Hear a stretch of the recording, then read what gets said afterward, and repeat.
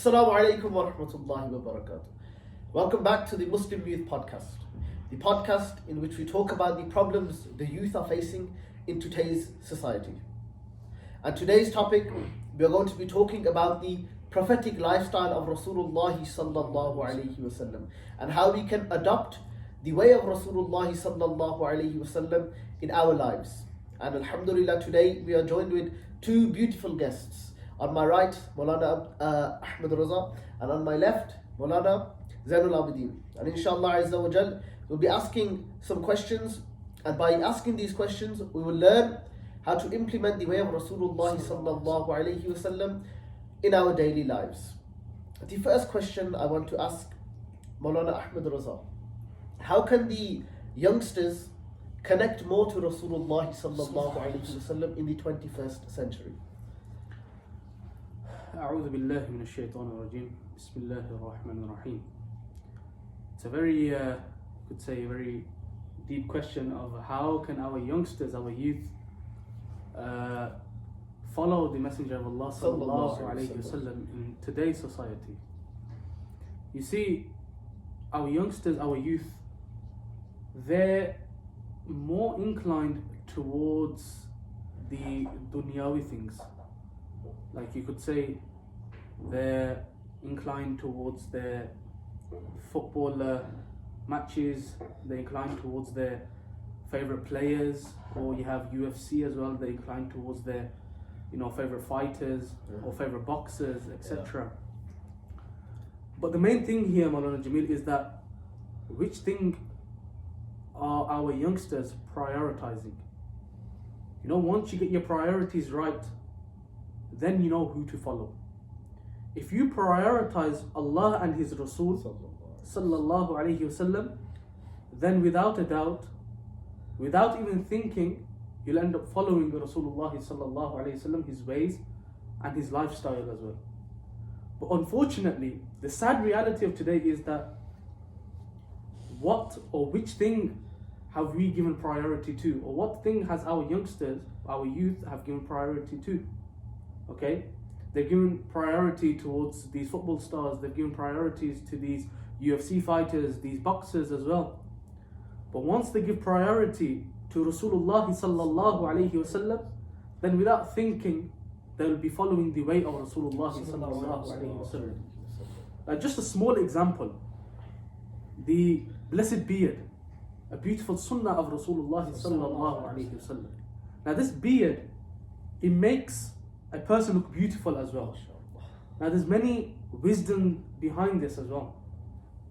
Rasulullah sallallahu alaihi wasallam kept this beard. It was his sunnah.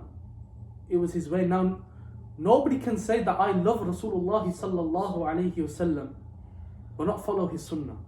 We claim to love Rasulullah sallallahu alaihi wasallam, but we are unable to follow his prophetic ways. We are not able to follow his footsteps.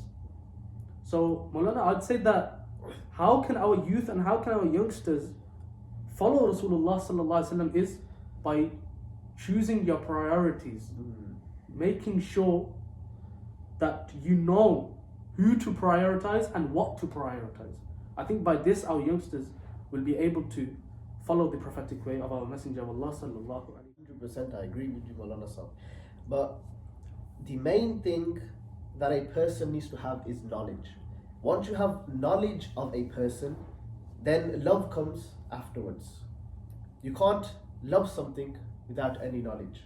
Now if you use the example of these footballers, you use the example of these UFC fighters, they gained knowledge of these people first. They found out about their name first, then they found out about what they do, how many children they have, and all these other things, how many goals they've scored, for example.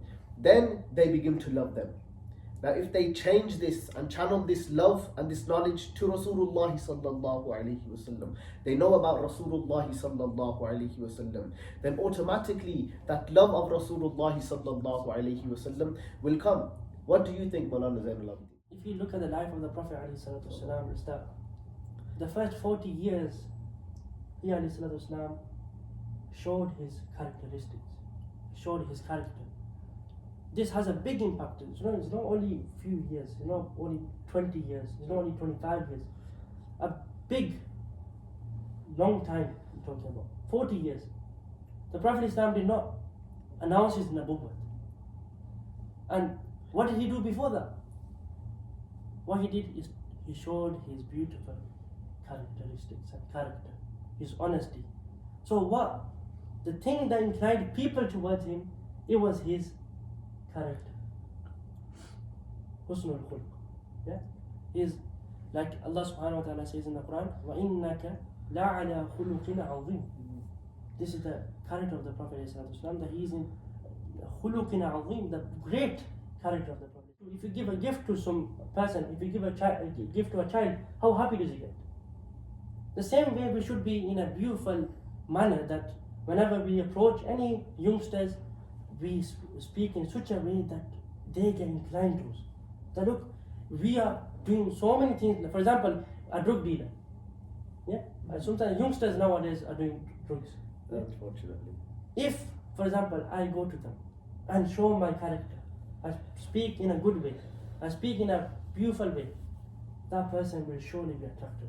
He's not going to be like, oh, this guy directly said to me, what are you doing?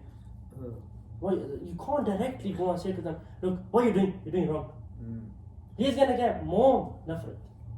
He's going to run away more from you. And more, he's going to run away, further away from Islam. He's going to think that Islam is strict. Lakin, Islam is not strict. Islam is only, it tells you, it gives you, it calls you in a beautiful manner. Like the Prophet Islam did. This is how the youngsters will get attracted. But unfortunately nowadays, I'm sorry to say it, but in the 21st century, there are not many people out there that follow the way of Rasulullah sallallahu alaihi wasallam, how it should be. They claim that we love Rasulullah sallallahu alaihi wasallam. It's what Maulana Ahmad Raza was mentioning, that they say they'll give their life for Rasulullah sallallahu alaihi wasallam, but you see their actions and their attributes, nothing like Rasulullah sallallahu alaihi wasallam. Yes, they might pray their 5 times salah. That's fine. Everyone should be praying their 5 times salah. I don't get it when people say, person who prays their 5 times salah, he's a righteous man or he's a pious man. No, everyone should be reading their 5 times salah. Many people, they read their 5 times salah, but how are they when they come back home? They start shouting at their wives, they start shouting at their children. If we want to follow Rasulullah sallallahu alaihi wasallam, then we should follow Rasulullah sallallahu alaihi wasallam to the full. We should act upon what Allah Azza wa Jalla has said in the Holy Quran, that enter into Islam fully. We shouldn't say, okay, we'll read our 5 daily salah, but then we'll violate everybody under the sun after we finished our salah. What's the point? This is a not good approach.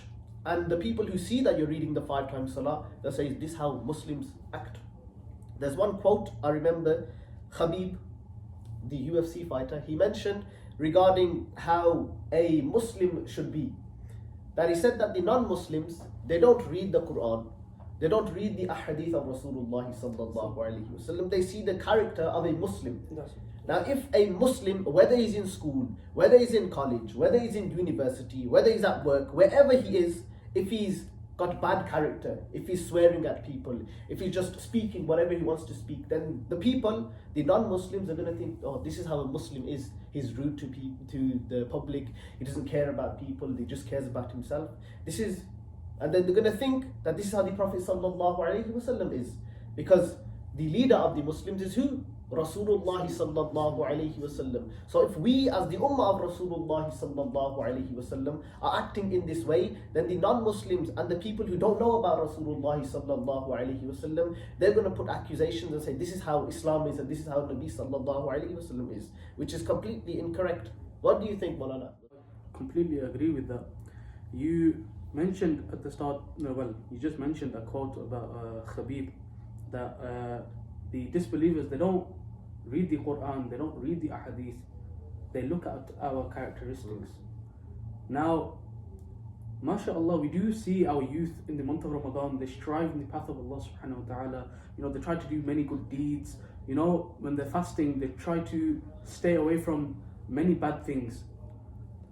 If you are able to do this for 1 month, then why is it not possible for you to do this in the rest of the 11 months then? You have this intention in your heart that, look, I'm fasting right now. If I do anything bad, it's a holy month. I'm fasting. Allah subhanahu wa ta'ala is looking at me. we have this thought, we know this, Allah is looking at me. Then if we have this thought in Ramadan, why can we not have this thought outside of Ramadan? True. Now, we don't say that Allah is only looking at you in the month of Ramadan. Allah subhanahu wa ta'ala is aware of all of our actions. He's aware of everything. He is alimun bidhat as-sudur. He knows that which is within our hearts. Right? If we truly had the fear of Allah subhanahu wa ta'ala, we would not only have that fear in the month of Ramadan, but rather we would have that fear within our lifetime as well, outside the month of Ramadan. You know, people say don't become a Ramadan Muslim. Right? What does that mean? Yes, some people say you shouldn't judge people, but people also say that only Allah subhanahu wa ta'ala can judge. Well, in one way they're right, but in one way they're completely wrong.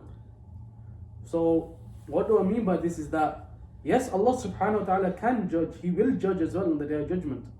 But you know, when you are being rectified in the dunya, be a bit sincere. You know, be sincere with yourself. If you know you're doing something wrong and some brother or some sister has come and tried to rectify you, listen to their advice. Listen to them. They're benefiting you. But then what's the reply that we hear? Only Allah can judge. Oh, here comes the haram police.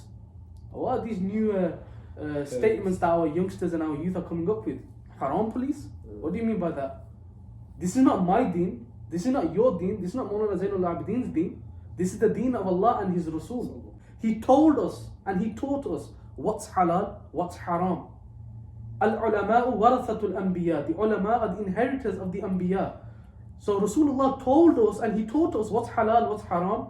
And now it's the job of the ulama kiram to teach the awam, the public, the youth, the adults, what's halal and what's haram. But if our youth and our youngsters and our adults turn around and say that here comes the haram police, what answer will they give in the court of Allah subhanahu wa ta'ala on the Day of Judgment? Let's say, okay, we don't even tell you what's right and what's wrong. But will you be able to face Allah subhanahu wa ta'ala on the Day of Judgment? No. Yes, man husiba udhiba. Whoever's accountability is taken on the Day of Judgment, he will be punished. You know, we always should do this dua that, oh Allah, forgive us without accountability. Because if our accountability is taken, if our book of deeds is open on the Day of Judgment, who are we going to do? Who are we going to go to? It's true. It's very, very scary how people can be so brave and say, only God can judge me, only God can judge me. They do crazy things online in front of the whole world on social media. And then in the comments, if someone says anything, they say, only God can judge me, only God can judge me. You're showing the public, you're showing everyone your sin openly. And I'm sure it's mentioned in Sahih Bukhari, Hazrat Umar radiallahu ta'ala, he mentioned that you should judge based on what's apparent. Yeah. The apparent, and we see straight away that this person is sinning openly. But there's a way of advising them as well. You can't just go straight away blasting them. You kafir, you Muslim, all these other things. You can't go around just casually saying these things. You have to advise them in the best and possible way. You tell them the advantages and the disadvantages of what they're doing in their life. You say the rewards and the punishments. You can't just always say the punishments. Otherwise they'll run away from you. And they'll say this term, the haram police. This is a new term that's come about as well. The haram police are here, this, that, the other. You have to tell them in a nice way that, look, what you're doing is not correct. The reason why is because, look, you can mention the hadith of Rasulullah sallallahu alaihi wasallam that the person whose accountability is taken, that person is destroyed. You rather get somebody on this earth who's trying to advise you in a nice way and trying to make you rectify your mistakes, then getting stuck on the Day of Judgment and straight into the fire of hell. Which one is, there's two things. There's one where you get saved here on the earth, and there's another one where you get destroyed in the hereafter. Which one would you take? You'd rather get saved in the earth. Now with regards to advising, you have to use this method. Otherwise people are going to run away from us. It's as simple as that. Allah says in the Quran, وَذَكِّرْ فَإِنَّ الذِّكْرَ تَنْفَعُ الْمُؤْمِنِينَ, that remind one another. Okay. You know, why? Because فَإِنَّ الذِّكْرَ, indeed reminding others, indeed reminder, تَنْفَعُ الْمُؤْمِنِينَ, benefits the believers. Now if I'm reminding a believer, I'm telling him don't do this, in reality I'm benefiting. Why? Because Allah subhanahu wa ta'ala mentioned it. Ramadan, it shows us what we're truly capable of. Right, yes. That in Ramadan, we can wake up for suhoor. In the early morning, we can wake up for suhoor, which means that we can also wake up for tahajjud in the other 11 months. The same thing, we can fast the whole day. So if we can fast from sunrise to sunset, it shows that we have some type of self-control. That if we can have self-control, knowing that Allah Azza wa Jal is watching us in Ramadan, that's why we stay away from the food and we stay away from the drink as well. The main purpose of fasting is what? Allah Azza wa Jal has mentioned it in the Holy Quran. So that you gain taqwa, the fear of Allah Azza wa Jal. And when we're about to eat something or about to drink something, we know that Allah Azza wa Jal is watching us. And this is why we stay away from sin as well. So from us fasting in the month of Ramadan, it shows that we can also stay away from sins in the other months, excluding Ramadan. And finally, the last part of the night. At night, what happens?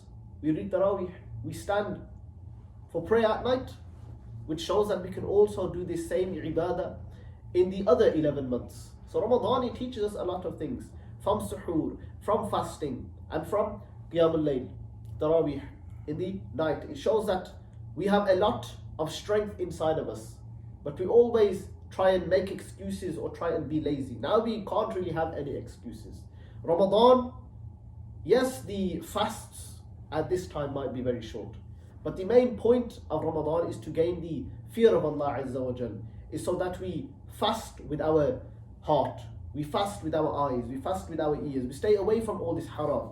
And then at iftar time, we do iftar like Rasulullah sallallahu alayhi wa sallam.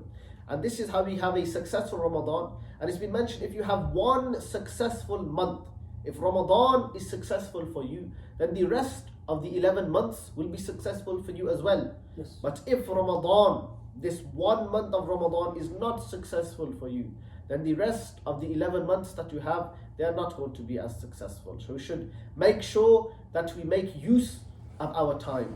Rasulullah sallallahu alayhi wa sallam has mentioned a hadith that you should value 5 things before 5 other things. And one of the things mentioned was to value your time, your free time, before you become busy. So this is what we should take from the month of Ramadan. Now, coming to a close, bringing the podcast to an end, we'll just have some final words from Maulana Ahmed Raza and Maulana Zainul Abidin. How would you like to give your final piece of advice to the Muslim youth, especially now that it's Ramadan? My advice to the youngsters will be, seek knowledge. طلب العلم فريضة على كل مسلم. Seeking knowledge is fard upon every single Muslim. Every single Muslim sister and every single Muslim brother as well. Seek knowledge in this month and do not waste this month. Rather take benefit from it and gain success in this month so you can be successful in the akhirah as well.